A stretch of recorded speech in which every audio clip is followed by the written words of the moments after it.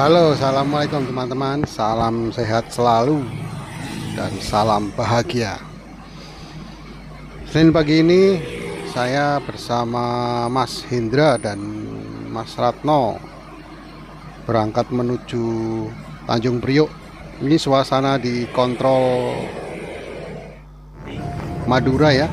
Nah, dari sana kita memasuki terminal Banjar Patroman. Nah, di depan ada bis Merdeka. Nah, bis Merdeka yang itu tujuan Bekasi ya, tapi lewatnya Kawali. Nah, dari Kawali ke utara dia lewat Majalengka. Majalengka berarti dia lewat Cipali. Lebih asik juga sih karena kita akan lebih banyak melewati hutan daripada permukiman padat. Beda dengan jalur selatan. Nah, ini kita masuk di terminal Banjarnegara. Di depan ada Budiman tengah menanti penumpang dan menanti jam keberangkatannya yang sudah ditentukan. Banjar Jakarta dengan kode 3E 1526.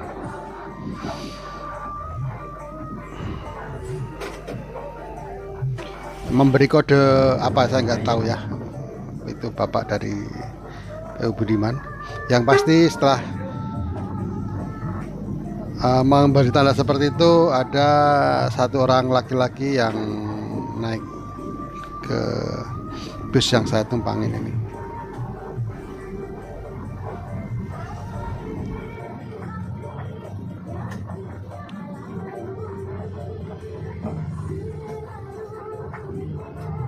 Ada di belakang bus Budiman Bumel ya, yang 3/4. Nah, ini kalau nggak salah ini jurusan Cikampek apa ya, saya kurang begitu paham. Nah, kita keluar menuju ke Ciamis ya teman-teman ya. Ini kondisi jalan cukup lengang.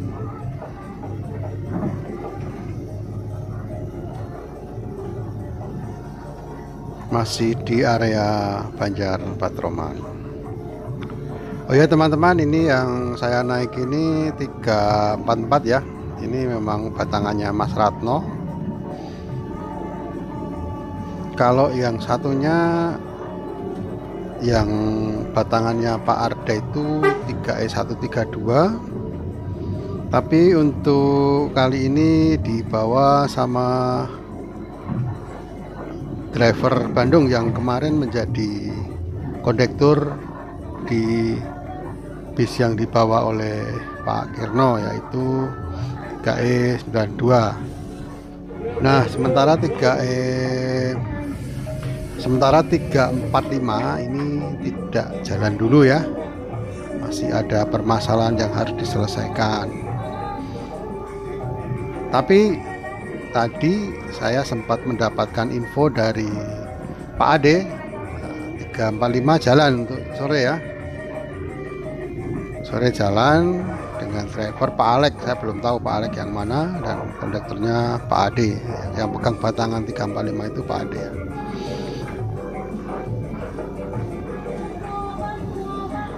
Selanjutnya yang 3E92 yang kemarin dibawa Pak Kirno, saya nggak tahu apakah jalan atau tidak ya, karena yang dari barat itu yang 3E132. Nah, di depan ini ada konvoi Mazda Vantren ya, menarik nih, mobil van kecil gitu, panjang gitu ya.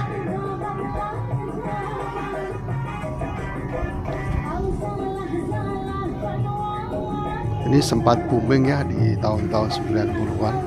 Kalau yang pendek itu namanya baby boomer.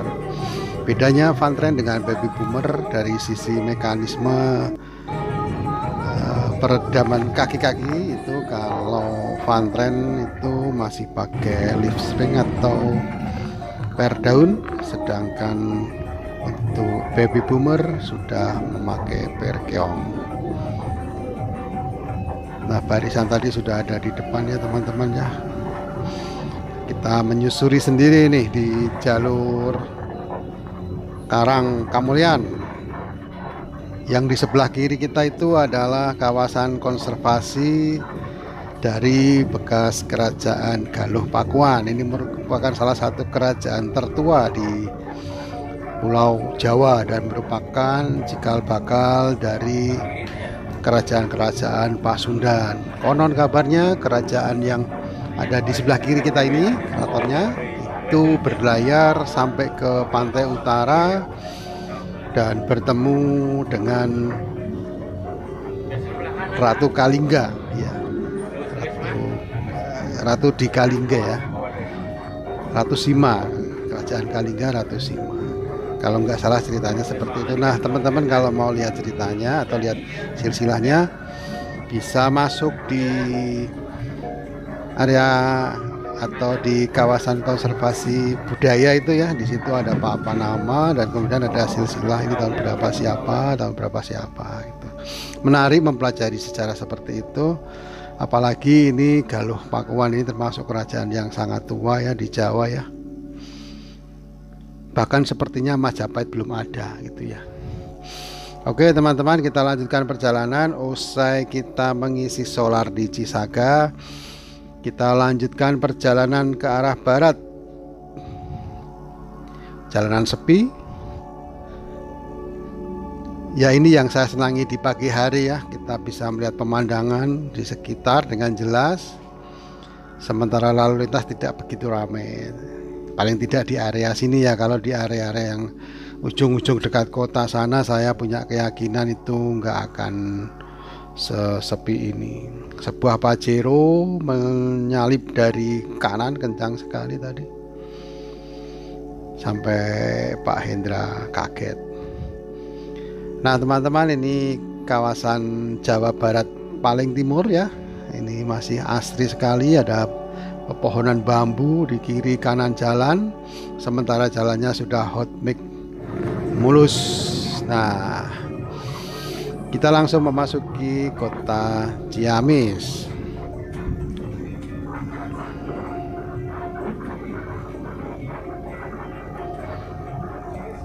Jalanan sepi ya teman-teman ya. Ini kita semua untuk angkutan umum memang ada kewajiban untuk melapor diri atau kontrol di terminal Ciamis.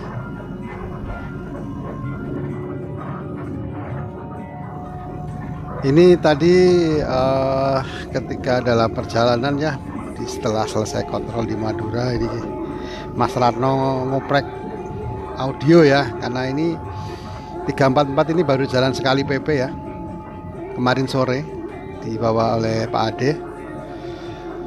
Nah ini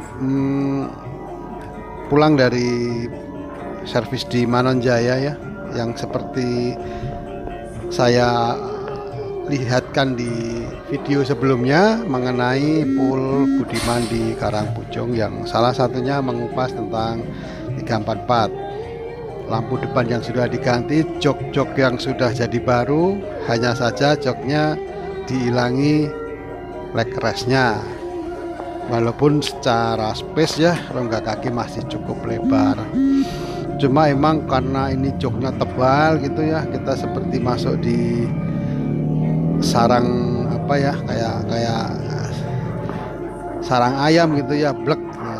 Kita belakangnya blek gitu, tapi senderan punggungnya sangat tegak ya, kalau di los gitu tegak sekali. Jadi mau tidak mau begitu duduk kita setting reclining seat mundur ke belakang agak menyerong gitu ya, tentu dengan memperhatikan tata krama di mana di belakang kita ada atau tidak penumpang yang lain, sehingga tidak mengganggu kebebasan mereka. Nah ini kita masuki terminal Ciamis, ada kontrol dari perhubungan ya teman-teman ya.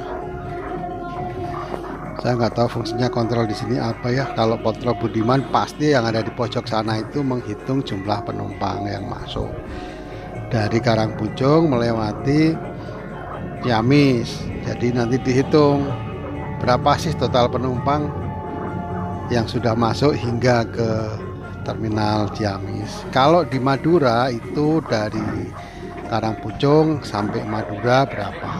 Jadi ada nggak selisih antara Madura sama Ciamis, itu dicatat semuanya ya sebagai apa ya, upaya untuk tertib administrasi.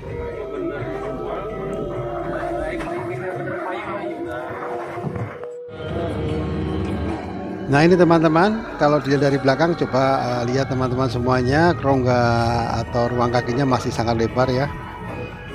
Nah seperti itu, saya milih yang paling depan dan sebelah kiri, walaupun ada kotak ajaib yang berisi panel listrik atau panel kelistrikan dari Mercy, tapi rongga kaki saya cukup lebar dan bisa menaruh tas dengan cukup aman. Karena kita masih pagi, maka kita melintasi Ciawi Pasar. Seperti biasa, jalannya padat, namanya juga pasar. Tapi yang lebih menyebalkan ya jalannya keriting sampai gembel kayak gini. Kerusakannya cukup parah, padahal di sini ditarik retribusi untuk terminal. Ya dibetulin jalannya gitu ya. Jangan kayak sungai kering seperti ini teman-teman.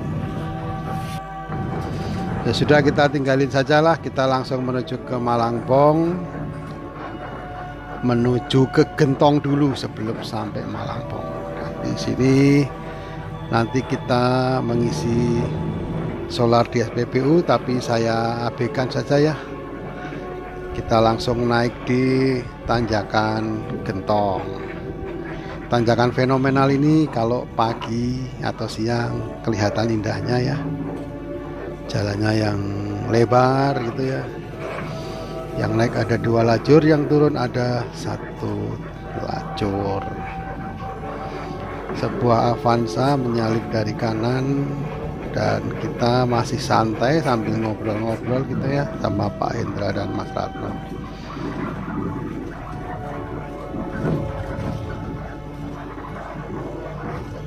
Ada bis pariwisata dari arah barat.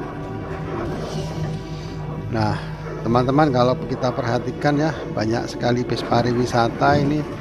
Banyak orang yang melepas penat setelah hampir 2 tahun mengunci diri di dalam ruangan atau di dalam rumah karena adanya pandemi, dan sekarang pandeminya sudah mereda dengan varian terakhir Omikron. Kita syukuri dan kita nikmati sedikit kebebasan ini dengan tetap menjaga protokol kesehatan. Karena bangsa yang kuat itu berasal dari warganya yang sehat. Dan ini adalah lingkar Gentong. Nah ini ya teman-teman ya, 2 jalur saja cukup, tapi pada waktu nanti ditanjakan itu sudah menjadi 3 lajur. Nah di sini ya, kalau cuaca cerah kita bisa melihat pegunungan yang ada di jauh sana di sebelah kanan kita itu, dan di bawah itu ada lembah. Di ujung sana ada rel kereta api yang melintas di bawah jalan raya. Ada jadwalnya, sekitar jam 10 ada satu. Ada berapa kali gitu ya di sini saya pernah dikasih jadwalnya sama temen di FB ya. Saya simpan cuma nggak saya hafalin karena kita lewat ini tidak sedang bertemu dengan kereta api yang melintas. Nah ini teman-teman, itu adalah jembatan di mana di bawahnya rel kereta api. Yang di ujung bawah sana itu adalah jalur sebaliknya dari lingkar Gentong. Kenapa di jembatan itu dikasih streaming kayak gitu ya, jejaring ya? Itu ada 2 sebab. Yang pertama, menghindari dari tindak kriminal walaupun itu iseng ya. Misalnya melempar batu atau benda-benda keras ke kereta yang lewat.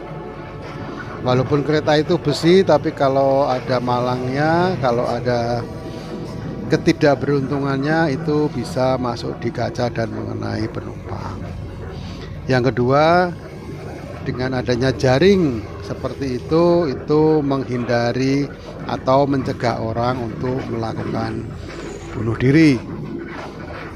Karena banyak ya kejadian orang bunuh diri di rel kereta api dengan cara lompat Dan ini pelajaran dari negara lain. Saya pernah berkunjung ke sana, hampir semua jembatan yang di bawahnya ada rel kereta api atau ada jalan itu ada jaringnya seperti itu. Apalagi yang tinggi-tinggi jembatannya. Karena banyak orang yang frustasi, terutama yang jauh dari agama, itu akan menganggap bahwa hidup itu bisa diakhiri dengan seenaknya atau dengan ya sesuai keinginannya untuk melepaskan semua beban, padahal kan secara agama tidak. Ini kita memasuki pertigaan Malangbong seperti biasa, melewati pasar. Seninya adalah kaget ya, jadi sedikit-sedikit kita akan kaget. Ada orang yang tiba-tiba muncul dari samping, ada motor yang tiba-tiba nyalip tapi terus menekan rem, nah seperti itu. Ada anak-anak sekolah yang mulai aktif. Ya alhamdulillah ya, kita ini ekonominya sudah mulai bergerak lancar, pendidikan juga mulai pada titik kelancaran yang diinginkan. Karena kepadatan lalu lintas, Pak Hendra menghentikan bis untuk memberikan kesempatan kepada para siswa untuk menyeberang jalan.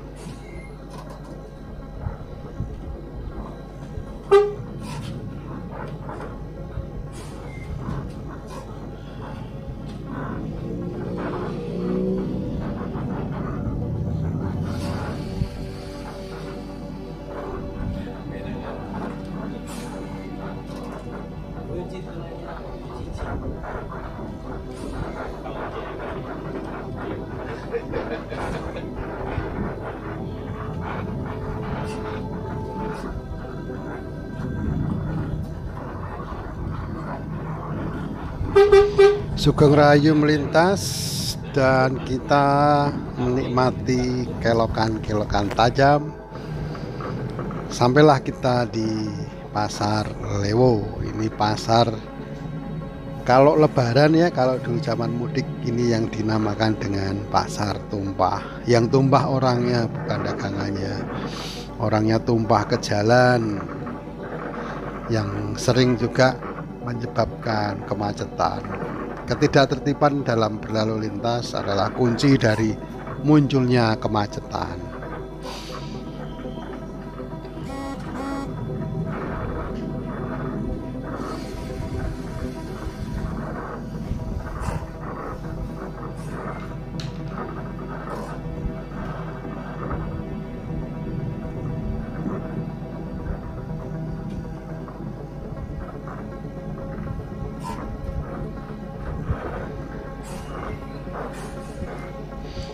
Masih terjebak macet kita di sini.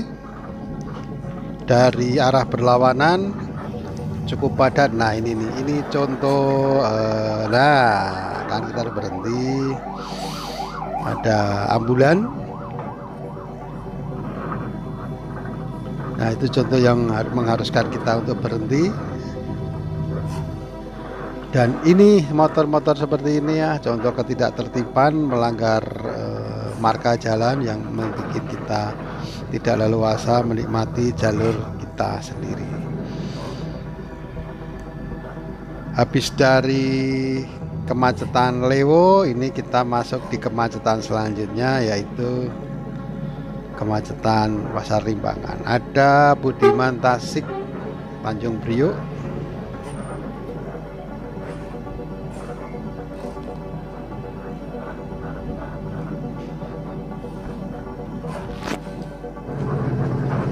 Nah ini yang menyebabkan macet panjang teman-teman. Sebuah truk tronton membawa kren panjang seperti itu dengan lebar yang oversize gitu ya, sehingga agak melewati marka jalan.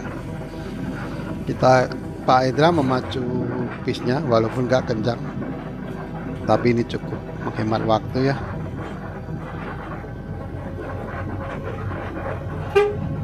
Kita sudah sampai di Asep Strawberry, langsung masuk di Lingkar Nagrek. Ada bis MGI yang tengah berhenti ya. Nah ini kita nikmati saja ya obrolan kita dengan Pak Hendra dan Mas Ratno.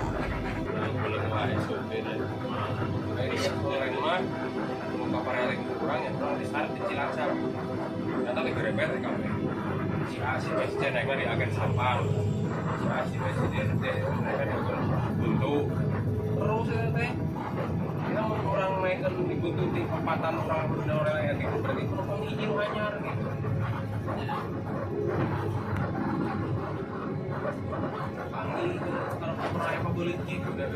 Sebelah kiri kita itu adalah bukit yang ditambang pasir dan batunya.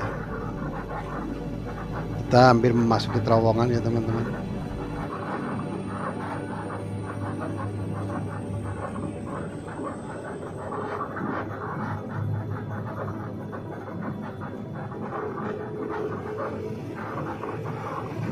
Ini tanjakan panjang dan berkelok. Kalau tidak biasa, biasanya kendaraannya mogok karena dipaksa, sehingga ya begitulah overhead. Ditutup namanya. Gastrosali. Jalurnya tol masuk sini ya kaget. Kayak dulu itu yang Sumatera banyak mogok 17 pernah dihitung orang 17 sama orang 17.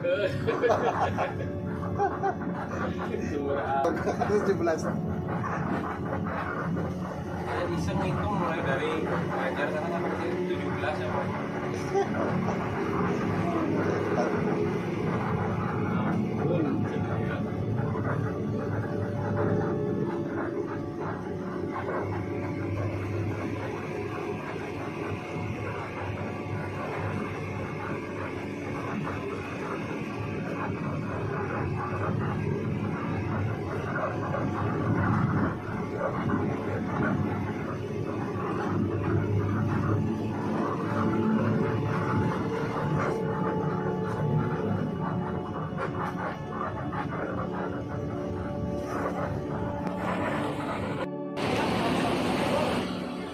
Nah, ini suasana di rumah makan ya. Ini ada Karangpucung Tanjung Priok E3E132, ada Banjar Depok, dan ini adalah suasana memasuki tol Cipularang. Antrian Prima Jasa di sebelah kiri ini cukup panjang ya, ada 3 atau 4 tadi.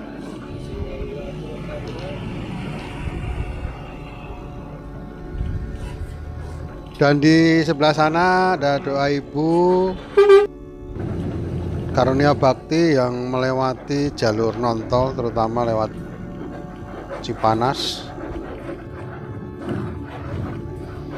Nah, ini yang sebelah kiri kita turun ini adalah jalur dari tol Cisumdawu. Tapi tolnya ini belum full sampai ke Kertajati karena baru sampai di Pamulian.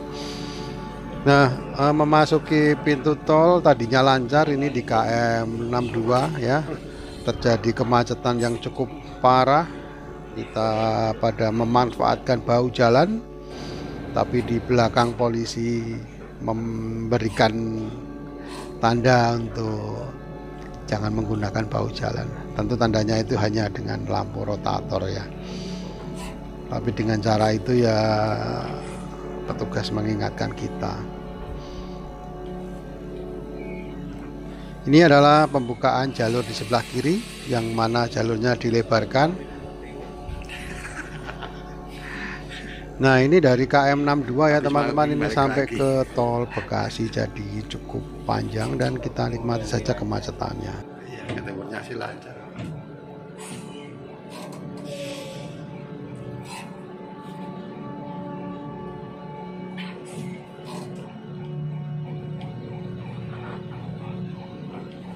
Itu mau bikin panik saja polisi itu.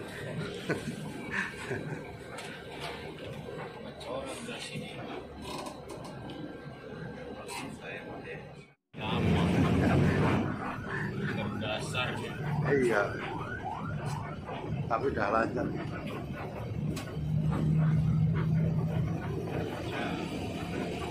Jadi sengnya dipindahkan, artinya boleh dilihat.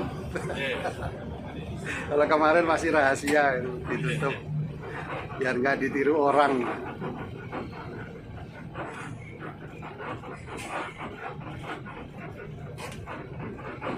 Kita kembali di kemacetan ya, mengambil jalur tengah dan ini memasuki kilometer 52, lalu lintas agak lancar.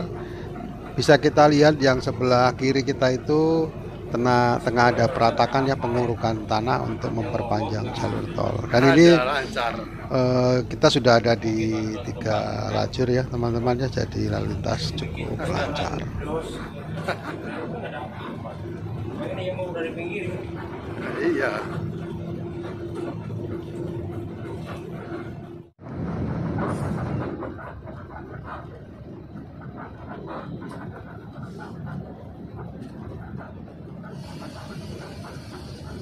Di ruas KM 21 juga terjadi kemacetan ya teman-teman, dan ini kita memasuki area Jati Bening ya. Kita lihat yang di depan sana itu asapnya mulai kelihatan ya teman-teman. Ini pencemaran di Jakarta mulai pulih seperti semula, polusi udaranya mulai tebal. Yang ke kiri adalah arah ke Cikunir. Ini teman-teman, bangunan yang paling tinggi atau jalan yang paling tinggi itu adalah jalur kereta api Ekspres Bandung, dan di ujungnya ini adalah pintu keluar dari MBZ.